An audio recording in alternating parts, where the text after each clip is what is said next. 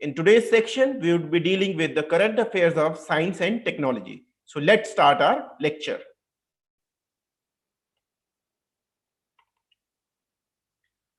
So in the science and technology section, there was a news about the American government vaccine ingredient were put on hold for any export. So let's check out what are vaccine ingredients from the USA. So export of raw material, those may have the equipment, machinery, supplies used in manufacturing of the COVID-19 vaccine are blocked by USA. Though in yesterday's or day before yesterday's uh, newspaper, they were record news that the Biden administration has talked about the requirement of the Indian government and its people, but by and large, this was blocked. So President Joe Biden invokes US Defense Production Act to block export of these critical ingredients that are used in manufacturing of the COVID-19 vaccines. Originally, this act was passed in 1950 during the Korean War, South Korea and North Korea war, to ensure supplies and equipment for war efforts. So this is the act which comes into play only on few occasions, and it has lot of power. However, the scope of this act was later extended to include natural hazard, terrorist attacks, and certain kinds of emergencies. The act empowers the president to order domestic business and corporates to prioritize federal contracts in such events. Also, this empower president to incentivize domestic business to ramp up production and the supply of vital goods and materials. At the beginning of the pandemic, the Trump administration also used this act for the production of ventilators and limiting the medical supplies. And this time it has been invoked to act to increase the production of Johnson and Johnson vaccine that is named as Janssen, being produced in USA. However, no comprehensive list of companies is available that are covered by this embargo. Also, no comprehensive list of critical materials is provided. Still, the sterile filters used to purification of the protein, single-use bioreactor system used to disposable bags for cell culture and fermentation. So what is cell culture? Cell culture and fermentation are, you can say, the multiplying of the cells of the ingredients that are being used in the vaccine. So as there is agriculture, there is cell culture. You use the single cell and they multiply into thousands and lakhs, and that are being used in the vaccines. And also aluminum salts to enhance the immune response of the vaccinated individual. Plastic bags, filters, cell culture media where the cells would be kept, especially are relevant to most vaccine being made to tackle the COVID-19 crisis. Over here you can see, so this was in the newspaper, what goes into making a vaccine: bioreactor bags. In these bags you have artificially growing large quantity of cell used for cultivating the virus needed for the vaccine. So you need a virus, either it is adenovirus or the dead version of the COVID virus, coronavirus, which is being used in various vaccines. So these, in these large bags, they are being multiplied, right? It is also used to mix various ingredients. The sterile bags reduce the risk of contamination between the batches and during the growth of the cell. It also cuts out the need to clean and sterilize the bioreactor wards between batches. So different batches of the virus are grown over here that are being used in the vaccine. Then there are filters made of different material. These allow for clarification, purification, sterilization of the vaccine after the virus is cultivated. Then cell culture media, the gel or liquid that helps in the growth of cell in the lab by supplying them with various compound and nutrients.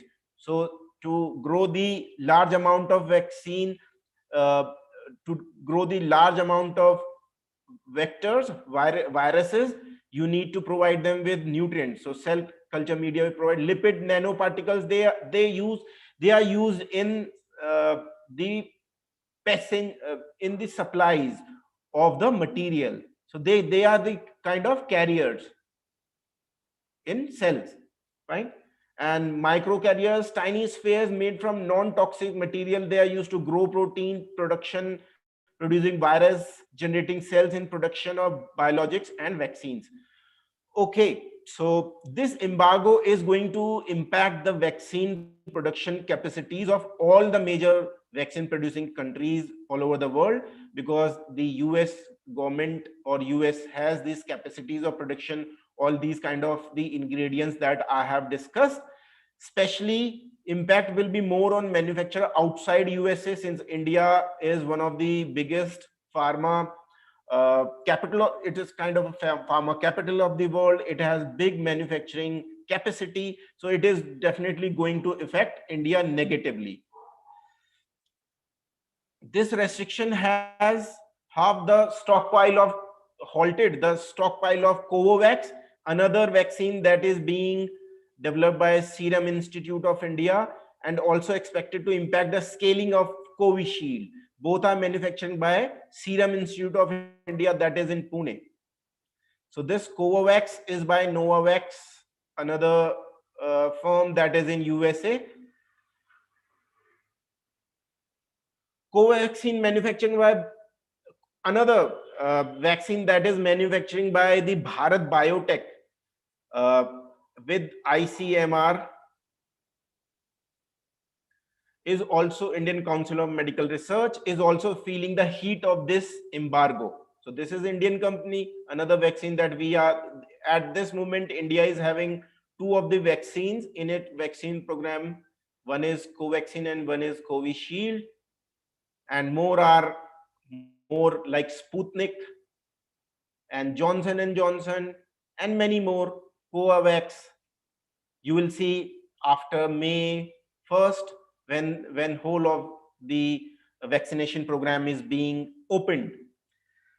This embargo is also going to impact the manufacturing of some other vaccines. Finding an alternative for supply of these critical ingredients is a complex task. So you cannot do it in a day or two or in a week. Due to complex regulatory process, vaccine manufacturers have to go through. So there is whole regulation of the vaccine ingredient as well. So you cannot get those licenses. You cannot get licenses easily to import all these kind of stuff. Also commitment by the supplier outside the USA to regulate regular clients. So there are suppliers outside the USA, but they have their restriction, their own capacity restriction. Also due to limited resource, price of the ingredients is going to increase. So if the price of ingredients are going high, then the vaccine cost will also go high. So these are the some of the tough situations that are being faced by the manufacturer of the COVID-19 vaccine all over the world. And Indian government has told the US administration, and US administration has also said that they do have consideration for the needs and wants of the Indian people and the government. So let's see what comes out of it. Okay, the next topic in science and technology topic is in the section is how do astronaut write in space. So the normal pen that or the pencil that we use are not of use in the space. So during 1970s, astronauts used mechanical pencils for writing purpose in the space. However, these pencils were too costly. They were very expensive. So normal pencil was not an ideal choice. If its tip got break off and drifting in microgravity with the potential to harm instrument of astronaut or the equipment, because it may puncture the space suit, it may puncture the whole of the pressure that is necessary to be built in the aircraft or in the space suit that the astronaut wear. Or pencil are flammable, therefore to avoid anything that is flammable that can catch fire, that was a no-go area for the spacecraft. So the scientists came up with other solutions. So normal pen is also of no use as they need gravity. So your ball pen which you have,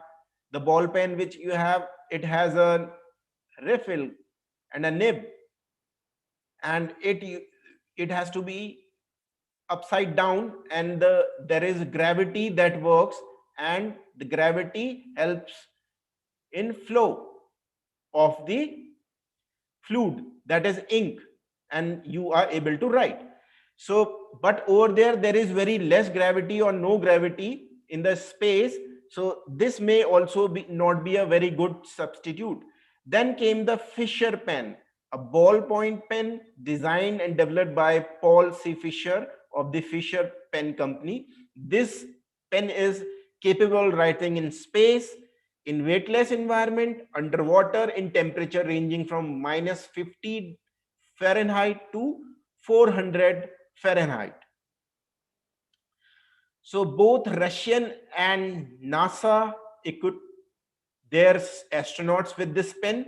Over the years, the company has developed various space pens, which are, so this Fisher company developed various space pens, which are now being used by NASA and Soviet space agencies. Now let's see what is there in this special type of pens that are being devised by the Fisher company. So there is this ball, which is ultra hard tungsten carbide ball. Then stainless steel precision machine socket. So there is stainless steel being used, and this socket is such fixed that there is no leakage of the fluid. Then there is sliding float, separates ink from pressurized nitrogen gas. So over there, here it is nitrogen gas which is in pressurized form, which helps to the fluids to come towards the nib. And thixotrophic ink in a hermetically sealed. Hermetically sealed means where there is no leakage, and thixotrophic is something that is in the state of solid, and when it is shaken or moved away, it kind of start flowing. It can write 3 times more than an average pen, so it writing last long, since the space mission could be of years and years. Okay, and ink will not dry out for over hundreds of years, and writes and at an angle, at any angle, you can write at any angle. So when you have your ball pen, you have certain degree of restriction that if you will try to write with very slanting style, it may not write. And they work on extreme temperatures as well. So this was all about the science and technology section that we have for today. I hope that you must have liked our lecture, and if you have liked our lecture, so please do subscribe us on Scholar IAS, and please press the bell icon so that you can get the information of the new video at prompt. इसके अलावा आप हमारी website भी visit कर सकते हैं, जो कि है www.scholars.com, जिस पे अपडेटेड और न्यू मटेरियल लगातार आपको प्राप्त होता रहेगा. At the same time, if you want to prepare with us by the smartphone, so do download our app, that is Scholar IAS. That is all I have for today's